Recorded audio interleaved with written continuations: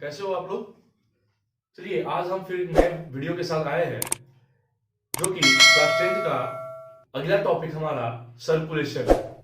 ठीक है, सर्कुलेशन या ट्रांसपोर्टेशन कह सकते हैं उसको हम लोग। बच्चों देखेंगे, बच्चों हम लोग जो टॉपिक करने जा रहे हैं इसका नाम सर्कुलेशन या फिर ट्रांसपोर्टेशन भी बोल सकते हैं।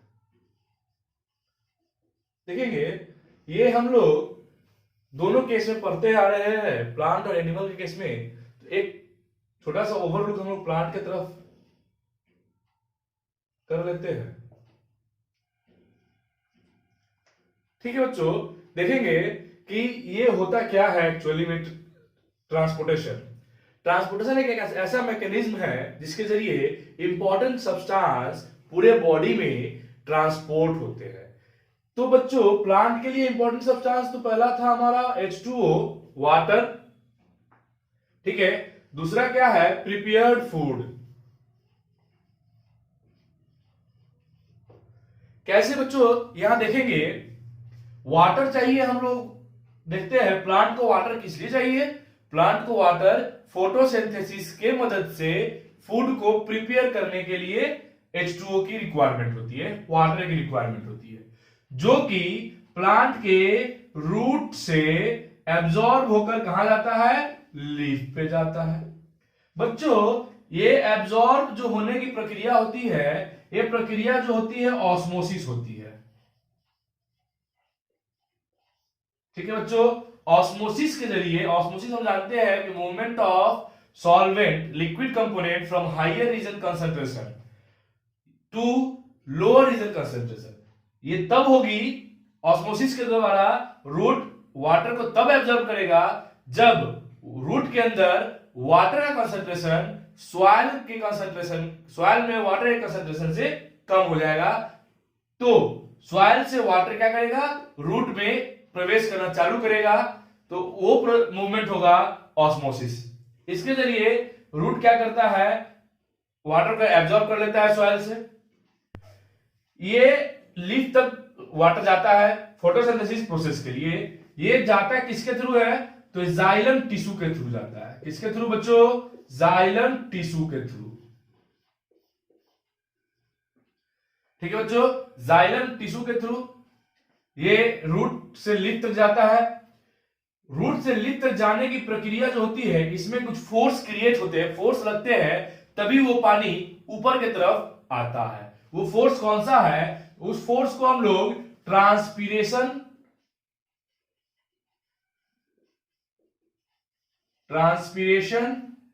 पुल फोर्स बोलते हैं, या बच्चों इसी को हम लोग सक्शन पुल फोर्स बोलते हैं। सक्शन पुल फोर्स। सर ट्रांसपीरेशन तो वाटर के लॉस को बोला जाता है, एकदम सही बच्चों, ट्रांसपीरेशन है जो वाटर के लॉस को बोलते हैं। तो यहां पर ये कैसे हो रहा है ये देखेंगे बच्चों। ये लीफ है, इसके जरिए वाटर क्या हो रहा है, लॉस हो रहा है। किसके फॉर्म में, वाटर वेपर के फॉर्म में ट्रांसपीरेशन हो गया। ठीक है बच्चों, जैसे ही ट्रांसफर होता है वाटर का वाटर वेपर में, तो यहां पर क्या होता है, यहां का वाटर जो होता है, यहां पे एम्प्टी स्पेस क्रिएट होता है, जिसके कारण इधर जो वाटर प्रेजेंट होता है पहले से, वो इधर की तरफ रश करता है और इस एरिया को फुलफिल करता है। मतलब कि ये जो एरिया एम्प्टी हो गया वाटर से, वो सक्शन क्रिएट किया और पानी को अपनी तरफ खींच लिया। जैसे ये प्रक्रिया होगी, इस जगह का वाटर में कमी होगा और ये कंटिन्यूअस प्रोसेस कहां तक होता है, टिल रूट हेयर तक होता है। एक समय ऐसा आएगा बच्चों कि रूट हेयर में वाटर की कमी हो जाएगी और इसके सराउंडिंग में जो सॉइल होगा, इसमें कंसंट्रेशन H2O का हाई होगा, तो मूवमेंट कहां होगा, रूट हेयर में हो जाएगा वाटर का।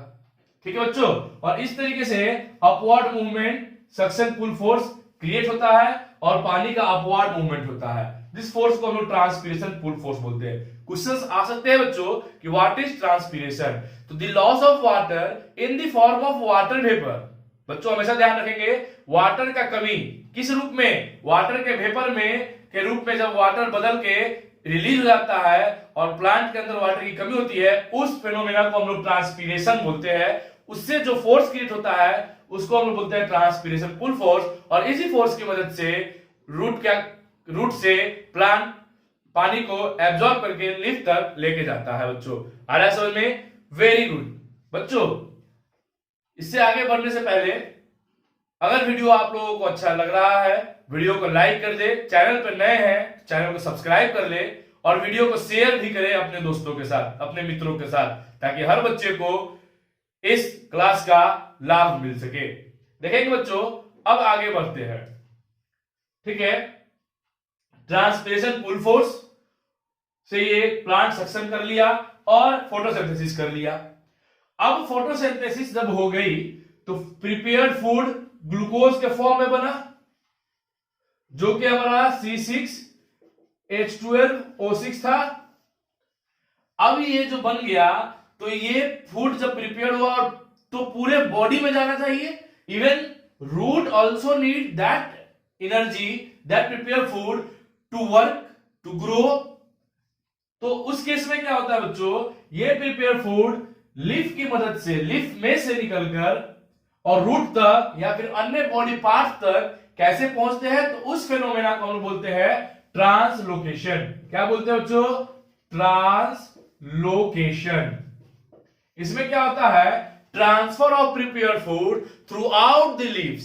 क्या है बच्चों? Transfer of prepare food throughout the leaves, sorry throughout the plants body are regarded as translocation, is known as translocation. ठीक है, ये जो फेनोमेनन होता है बच्चों, ये ट्रांसलोकेशन की जो फेनोमेना होती है, ये दूसरे स्पेशल टिश्यू फोलम के द्वारा होता है। और फोलम और जाइलम को बच्चों बार बार बताया जाता है, आप लोग क्लास 9 में पढ़े भी है, फोलम और xylem together regarded as vascular bundle. Clear? आ रहा है समझ बच्चों? तो ट्रांसलोकेशन का काम क्या है? ट्रांसलोकेशन वो फेनोमेना है, वो प्रोसेस है जिसके जरिए प्लांट अपना प्रिपेयर फूड पूरे बॉडी में सर्कुलेट करता है, ट्रांसपोर्ट करता है through a special tissue that is known as phloem. ठीक है, अब इसके आगे हम लोग एनिमल की तरफ चलते हैं बच्चों। एनिमल में क्या होता है? एनिमल में सर्कुलेशन या ट्रांसपोर्टेशन के लिए एक स्पेशल सिस्टम प्रेजेंट है। कौन सा सिस्टम है बच्चों? जल्दी बताएं, कौन सा सिस्टम है? कमेंट करके जल्दी से जल्दी कमेंट करके बताएं। देखिए, एक स्पेशल सिस्टम होता है जिसको हम लोग सर्कुलेटरी सिस्टम बोलते हैं।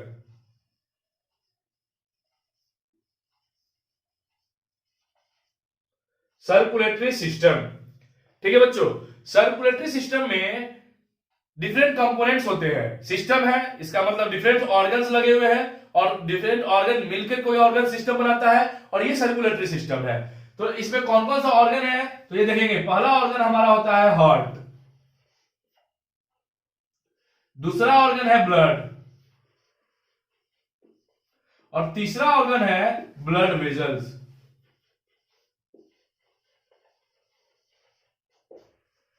ठीक है बच्चों, आया समझ में? Very good. तो देखेंगे कि हार्ट क्या है। ठीक है बच्चों, हार्ट है क्या, इसका स्ट्रक्चर कैसा होता है और ये फंक्शंस कैसे करते हैं। तो हम लोग जनरली हार्ट को बच्चों यहां पे पंपिंग ऑर्गन भी बोलते हैं, पंपिंग ऑर्गन। वहीं पे ब्लड हमारा क्या है? ब्लड है बच्चों हमारा फ्लूइड कनेक्टिव टिश्यू।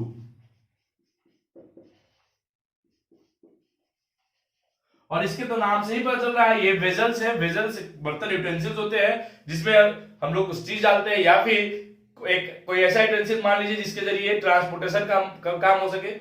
ठीक है, तो बच्चों हार्ट की तरफ चलते हैं। अगर आप लोगों को बच्चों हार्ट के डायग्राम में कोई प्रॉब्लम है, उसको बनाने का तरीका सबसे इजी मेथड से देखना है, तो मैं हार्ट के डायग्राम का लिंक ऊपर आने वाले आई बटन में डाल दूंगा। ठीक है बच्चों, आगे देखते हैं। क्या देखना है कि ब्लड से पहले हमारा जो ऑर्गन है हार्ट, ये हार्ट क्या है बच्चों? लोग देखे थे ऐसा हार्ट होता है और ये 4 चेंबर होता है। ठीक है, तो देखेंगे स्ट्रक्चर ऑफ हार्ट कैसा होता है। हार्ट जो है ये किसी भी ह्यूमन का अपना 1 फिस्ट के बराबर होता है, 1 फिस्ट मुट्ठी के बराबर होता है हार्ट। और हार्ट के ऊपर में ये हार्ट डबल मेम्ब्रेन से कवर होता है। इस मेम्ब्रेन को जिससे कवर है ये, इसको लोग पेरिकार्डियम बोलते हैं। इस कवरिंग के बीच में, हार्ट और इस ऑर्गन पेरिकार्डियम के बीच में एक लिक्विड होता है, जो लिक्विड हार्ट को मैकेनिकल इंजरी से बचाता है।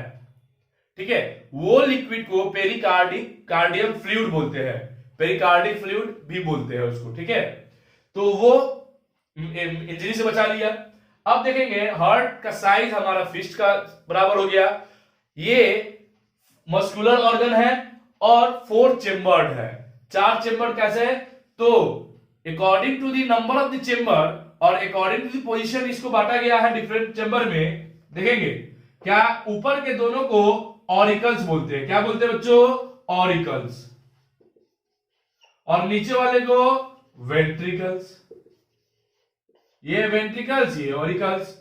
अब बच्चों according to the position right और लेफ्ट, तो देखेंगे राइट साइड में जो ऑरिकल्स होगा उसको राइट ऑरिकल्स, लेफ्ट साइड के ऑरिकल्स को लेफ्ट ऑरिकल्स, राइट साइड के वेंट्रिकल्स को राइट वेंट्रिकल्स और लेफ्ट साइड के वेंट्रिकल्स को लेफ्ट वेंट्रिकल्स। इस तरीके से।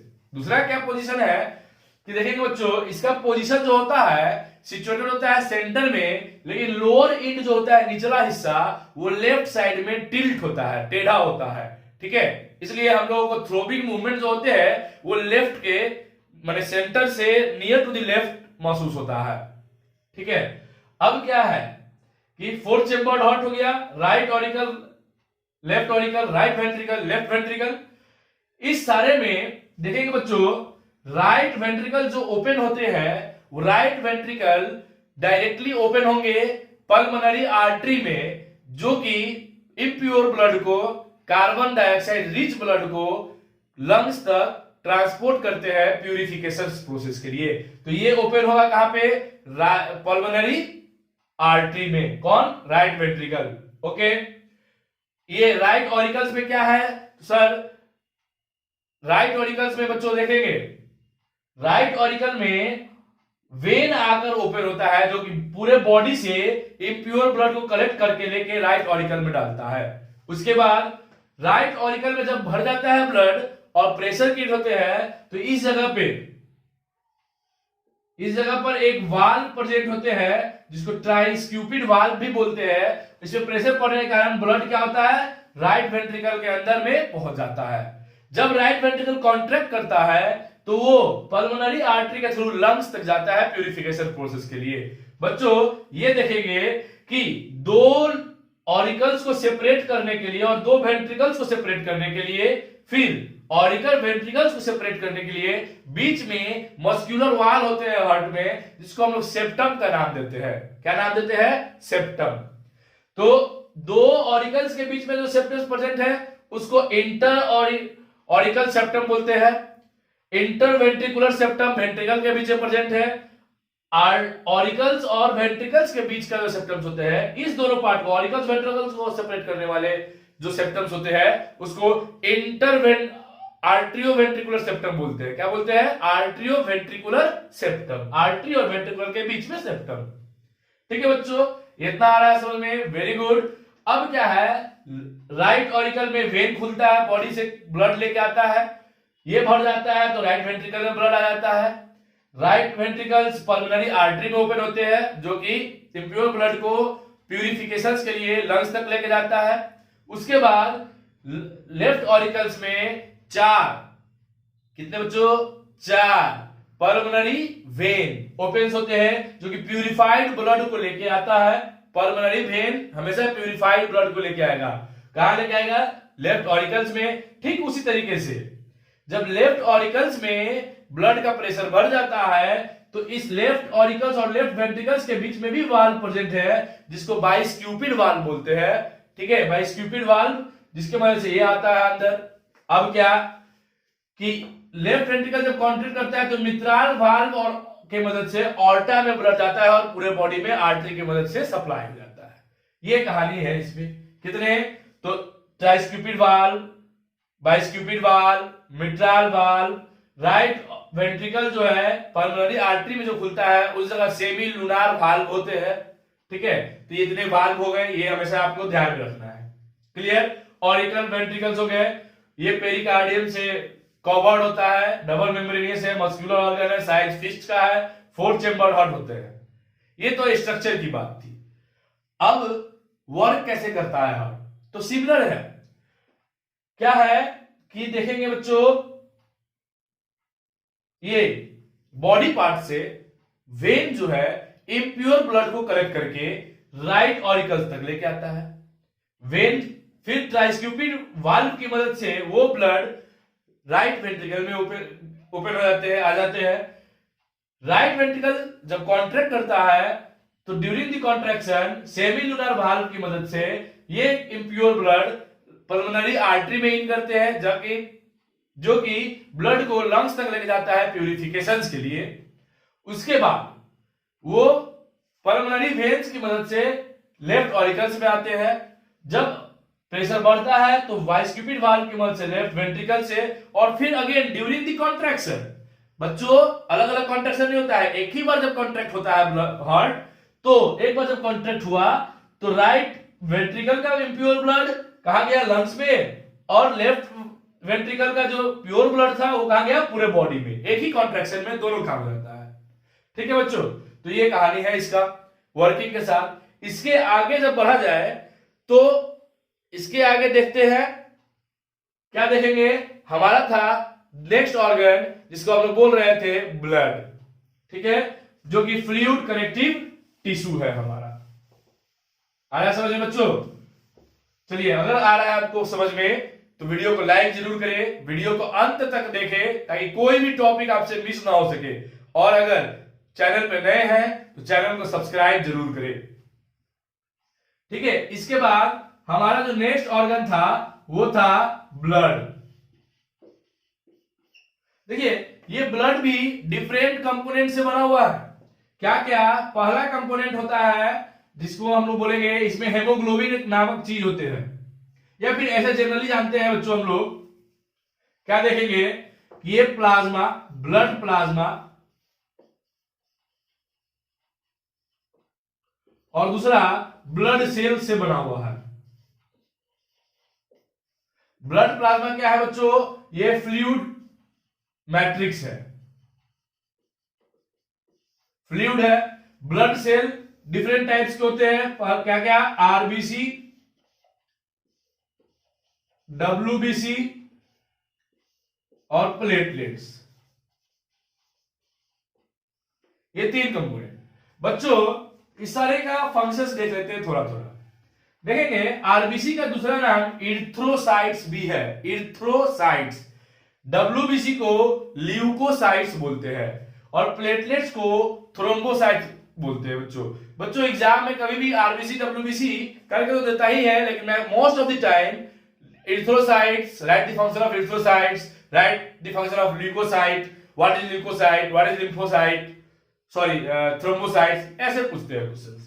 ठीक है, तो ये कंफ्यूज नहीं होना है। RBC is known as erythrocytes, WBC is known as leukocytes and platelets is known as thrombocytes।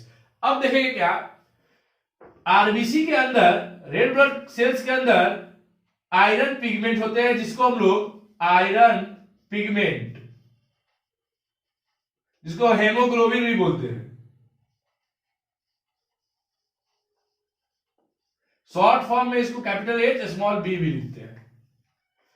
WBC, ये देखेंगे बच्चों, आरबीसी हेमोग्लोबिन जो है इसको रेस्पिरेटरी पिगमेंट, आयरन पिगमेंट भी बोलते हैं। ये क्या करता है, इसका फंक्शन है कि gases, respiratory gas carbon dioxide और ऑक्सीजन को पूरे बॉडी में सर्कुलेट कराने में हेल्प करता है। यानी कि जो गैस ऑक्सीजन और कार्बन डाइऑक्साइड है वो हेमोग्लोबिन के मदद से ही पूरे बॉडी में सर्कुलेट करते हैं। ठीक है बच्चों, डब्ल्यूबीसी को हम लोग इन्फेक्शन, बॉडी का इम्यून सिस्टम बोलते हैं, माने डिजीज फाइटिंग मैकेनिज्म है ये।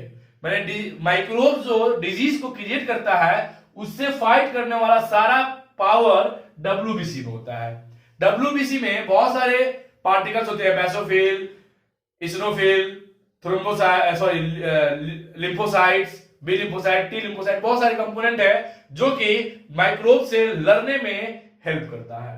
ठीक है, प्लेटलेट्स क्या है, प्लेटलेट्स बच्चों ये इसके बाद ये प्रोटीन है एक किस्म का जो कि एयर में कांटेक्ट होते ही जम जाता है, कोगुलेट करता है। बच्चों ये क्या करता है, इंजर्ड पार्ट पर एक्सेस ब्लड फ्लो को होने में रोकता है, होने से रोकता है। क्या करके, वहां पे गांठ बना के थक्का ब्लड का बन जाता है, जिसको प्लेटलेट्स की मदद से वो थक्का बनता है, क्लोट बोलते हैं जिसको हम लोग।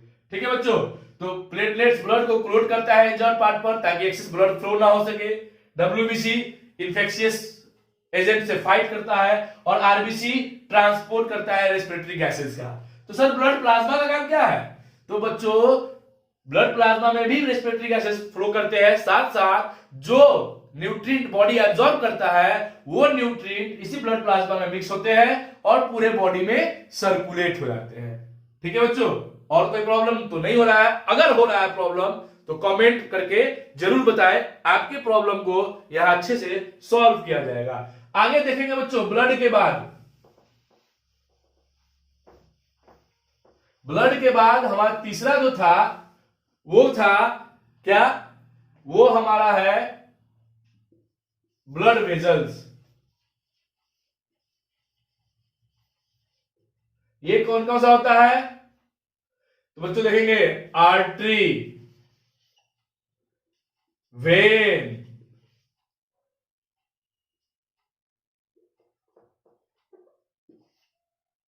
और दूसरा कैपिलरीज। ठीक है बच्चों, जल्दी से फंक्शन देख लेंगे इसका। आर्टरी कैरी क्या करता है?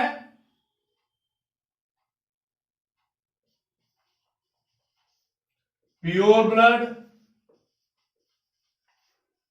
When carry impure blood. तो कैपिलरी का क्या करता है? Help in exchange of material. कहां कहां फिर? तो इन बिटवीन ब्लड एंड, बच्चों क्या चीज, ब्लड एंड बॉडी सेल। ठीक है बच्चों, देखेंगे आर्टरी। अब इसका बच्चों बहुत बार क्वेश्चन देखने को मिला है बोर्ड में। क्या देखने को मिलता है कि right the structural and functional difference between artery and when. Artery और वेन के बीच में स्ट्रक्चरल डिफरेंस के साथ साथ फंक्शनल डिफरेंस लिखिए। तो सब वो आता है 1 नंबर के लिए बच्चों। देखेंगे 1 या मैक्सिमम 2। तो देखेंगे आर्टरी का काम फंक्शनल ये हो गया, कैरी प्योर ब्लड यानी कि ऑक्सीजन रिच ब्लड पूरे बॉडी में। वेन का हो गया कैरी इम्प्योर ब्लड यानी कि कार्बन डाइऑक्साइड रिच ब्लड पूरे बॉडी में से लेके आता है टू दी लंग्स। समझ लीजिए ऐसे बच्चों कि vein carry deoxygenated blood, carbon dioxide rich blood from all the body parts to the heart, और artery carry oxygen rich blood from heart to all the body part. ठीक है, तो ये तो फंक्शनल हो गया। स्ट्रक्चरल क्या है? तो सबसे देखेंगे 2 चीज, क्या कि वेन जो है, वेन का वाल थीन होता है बच्चों, पतला होता है। आर्टरी का वाल मोटा होता है क्योंकि प्रेशर आर्टरी में होते हैं। ठीक है, दूसरा क्या, when have valve in between, उसके अंदर में वाल्व होते हैं जो कि बैकफ्लो ऑफ ब्लड को रोकता है, और आर्टरी में वाल्व नहीं होते हैं। ये इसमें बैकफ्लो को रोकने की कोई आवश्यकता नहीं है। ठीक है, तो ये है प्रोसेस। स्ट्रक्चरल और फंक्शनल डिफरेंस को देख लिए हम लोग, ये फंक्शन भी देख लिए। ठीक है, अब क्या आगे, इसके आगे देखते हैं बच्चों कि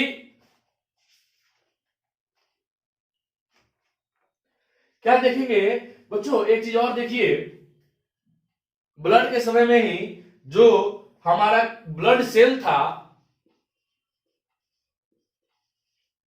और प्लाज्मा था, तो प्लाज्मा का कंपोनेंट 95% होता है और ब्लड सेल का कंपोनेंट 5% होता है। यानी कि अगर 100 ml ब्लड लिया जाए तो उसमें 95% प्लाज्मा होंगे और 5% 5 ml ही क्या होंगे, ब्लड सेल्स होंगे। 95 ml उसका लिक्विड कंपोनेंट होता है बच्चों। ये तो एक इंटरेस्टिंग नोट है जो कि कंपटीशन के बेसिस पे बहुत ज्यादा इंपॉर्टेंट होता है। दूसरा, ये ब्लड वेजल्स का देख लिए। अब क्या देखना है बच्चों, इसके बाद हम लोग देखेंगे circulation of blood in human being. ठीक है बच्चों, ह्यूमन बीइंग में ब्लड का सर्कुलेशन देखेंगे। कैसे देखेंगे कि ब्लड ह्यूमन बीइंग में किस तरीके से सर्कुलेट करता है। तो देखेंगे क्या है कि ह्यूमन बीइंग में ब्लड जो है ना डबल सर्कुलेट करता है। डबल सर्कुलेशन मैकेनिज्म होते हैं ह्यूमन बीइंग में। सर इसका क्या मतलब है, तो बाबू देखेंगे कि एक कंप्लीट सर्कुलेशन, सर्कुलेशन जिसको बोलते हैं एक पॉइंट से कोई चीज चला और घूम के फिर वहीं पे जाके जब चला जाता है तो इसको एक कंप्लीट सर्कुलेशन बोलते हैं। और एक कंप्लीट सर्कुलेशन में ब्लड जो है बॉडी में, ह्यूमन बीइंग के बॉडी में 2 बार हार्ट में जाता है। ठीक है, इसलिए ह्यूमन बीइंग के मैकेनिज्म को डबल सर्कुलेशन का है। यानी कि in one complete circulation of blood reaches 2 times in the heart is regarded and 2 times in the heart and called double circulation। ठीक है बच्चों, आया समझ में कि in one complete circulation when the blood reaches twice to the heart then the phenomenon is known as double circulation. Clear है यहां तक, कोई दिक्कत नहीं। चलिए अब आगे बढ़ते हैं बच्चों। आगे क्या देखना है कि डबल सर्कुलेशन तो समझ में आ गया कि अगर ये आपका लंग्स है, ये आपका हार्ट है,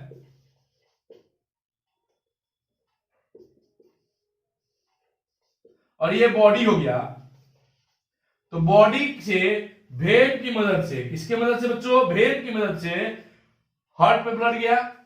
फिर पल्मोनरी आर्टरी से, किसकी मदद से, पल्मोनरी आर्टरी से कहा गया, लंग्स में प्यूरिफिकेशन के लिए गया।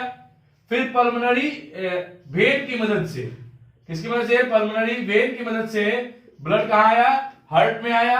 और फिर आर्टरी की मदद से कहां गया, बॉडी में गया। देखिए बच्चों, यहां से ब्लड चालू हुआ था और लंग्स से घूमते हुए फिर बॉडी में आया, बॉडी पार्ट्स में।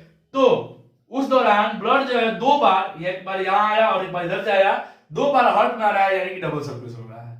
इस फेनोमेनन को, इस पूरे डबल सर्कुलेशन को 2 हिस्सों में बांटा गया। कैसे, तो ऐसे किया जाएगा। देखिए बच्चों, ये ऊपर की तरफ जो हो रहा है दोनों पल्मोनरी लग रहा है, पल्मोनरी आर्टरी और पल्मोनरी वेन के बीच में जो सर्कुलेशन हो रहा है उसको पल्मोनरी सर्कुलेशन बोलते हैं।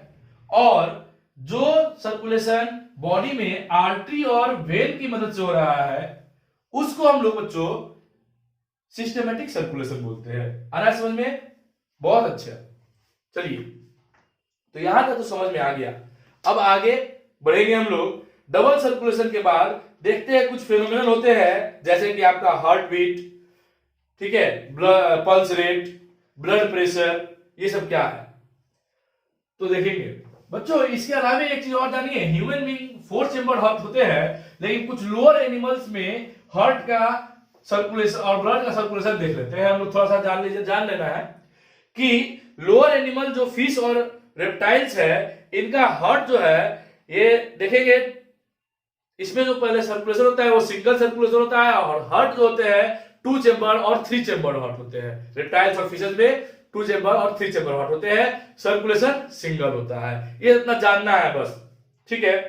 अब इसके बाद हम लोग हार्ट बीट को देखते हैं। क्या है बच्चों कि एक कंप्लीट सर्कुलेशन में, ठीक है, एक कंप्लीट सर्कुलेशन में हार्ट, एक ब्लड एक कंप्लीट सर्कुलेशन हो रहा है, उसमें हार्ट का रिलैक्सेशन और कॉन्ट्रैक्ट, माने कॉन्ट्रैक्ट नहीं होता है बच्चों कभी भी, वो अपने रिलैक्स पोजीशन पे आते हैं और एक्सपैंड्स करते हैं।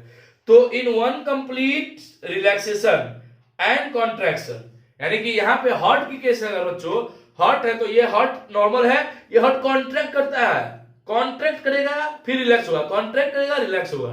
तो one complete relaxation and contraction is regarded as क्या बच्चों? Heart beat. उसको क्या बोलते हैं? हार्ट बीट बोलते हैं। और 1 मिनट में नॉर्मल ह्यूमन एडल्ट का हार्ट बीट कितना होता है? 70 से 74 के बीच में कर सकते हैं, 76 भी बोल लिखा होता है, लेकिन नॉर्मल 72 टाइम्स होते हैं बच्चों। ठीक है, तो ये हार्ट बीट के बारे में बात हो गई। अब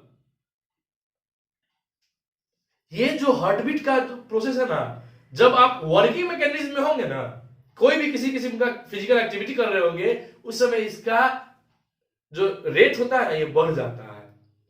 ठीक है, इसमें रेटेशन की बात नहीं है। नॉर्मल ह्यूमन एडल्ट जो एट रेस्ट पोजीशन पे 72 टाइम्स, 73 टाइम्स, 74 टाइम्स होते हैं, लेकिन ड्यूरिंग द वर्क इसका रेट बढ़ जाता है।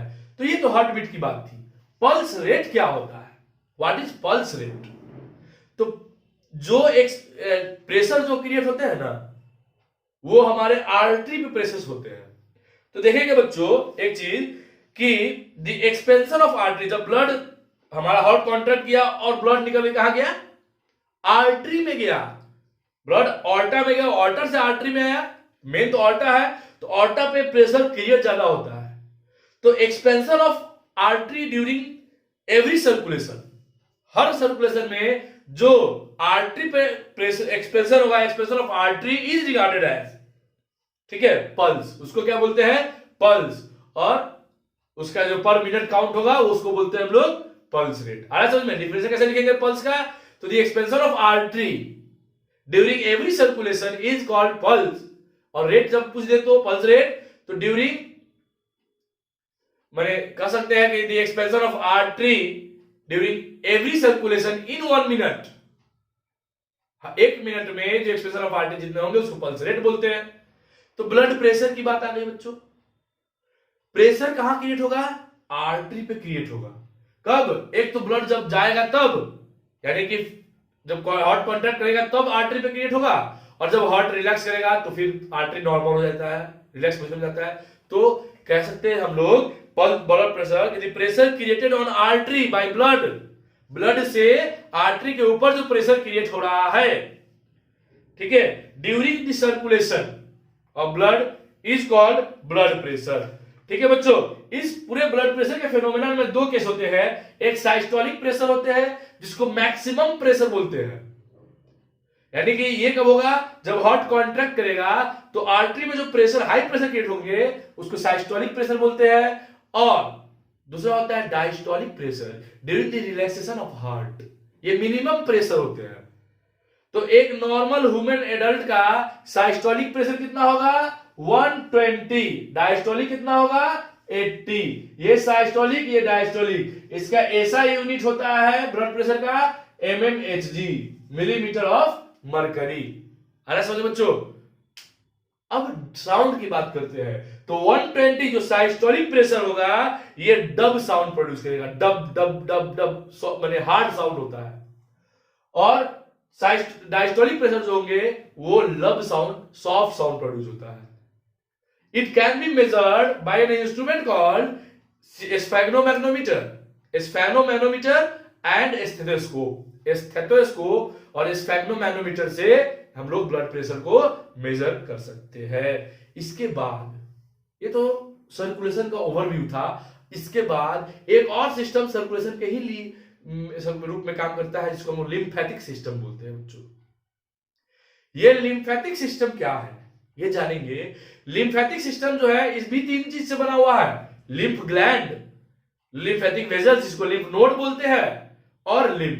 जिस तरीके से सर्कुलेटरी सिस्टम, ब्लड वेजल्स और हार्ट, उसी तरीके से लिम्फ ग्लैंड जो लिम्फ को प्रोड्यूस करेगा, लिम्फ फ्लूइड है, और लिम्फेटिक वेजल्स जिसको लिम्फ नोड, जिस रास्ते से वो, जिस ट्यूब से वो निकल के जाएगा। बच्चों लिम्फ का जो डायरेक्शन होता है मूवमेंट का वो यूनिडायरेक्शनल होता है, यानी कि एक बार जब निकल गया तो फिर उस जगह से वापस नहीं आएगा। ये वापस तभी होगा, ये सारे टिश्यू से होते हुए वो जाके हार्ट में ही मिक्स हो, हार्ट के टिश्यू के द्वारा ही मिक्स होता है ब्लड में और फिर सर्कुलेट होता है। ठीक है, देखेंगे क्या देखेंगे बच्चों कि जब लिम्फेटिक सिस्टम काम कर रहा होता है तो ये ब्लड कैपिलरी से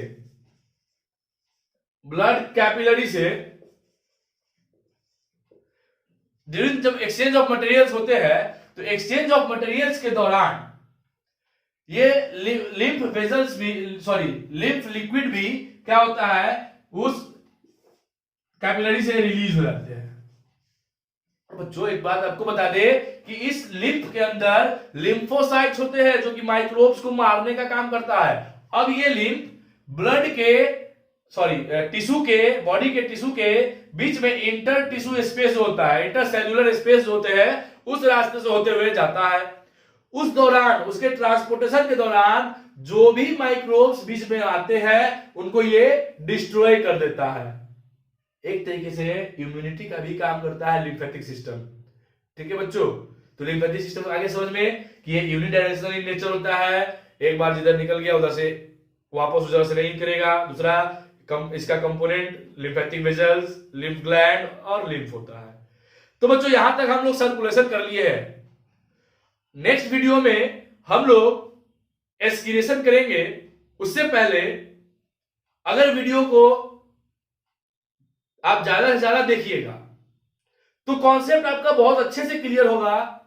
और मैं बताऊं आपको, ये सर्कुलेशन टॉपिक लाइफ प्रोसेस का मोस्ट इंपॉर्टेंट है एग्जाम और कॉम्पिटिशन्स के व्यू से। समझे बच्चों, इसलिए वीडियो को बिना स्किप किए हुए अंत तक देखें। और वीडियो अगर अच्छा लग रहा है तो वीडियो को लाइक जरूर कर दे बच्चों। वीडियो को लाइक करें, शेयर करें अपने दोस्तों के साथ, और चैनल पर नए हैं तो चैनल को सब्सक्राइब भी करें। तब तक के लिए, जब तक हम नेक्स्ट वीडियो लेके नहीं आते हैं एस्किरेशन के लिए, तब तक के लिए कंटिन्यू रिवीजन। हमारा सारा प्रोसेस न्यूट्रिशन से लेकर हम लोग सर्कुलेशन तक कर चुके हैं और सारा अवेलेबल है हमारे चैनल पे। इसको रिवीजन करें। जैसे समय खत्म हो रहा है, एग्जाम आ रहे हैं, रिवीजन करते रहे। हम बहुत जल्द नेक्स्ट वीडियो एस्किरेशन का लेके आएंगे। तब तक के लिए धन्यवाद।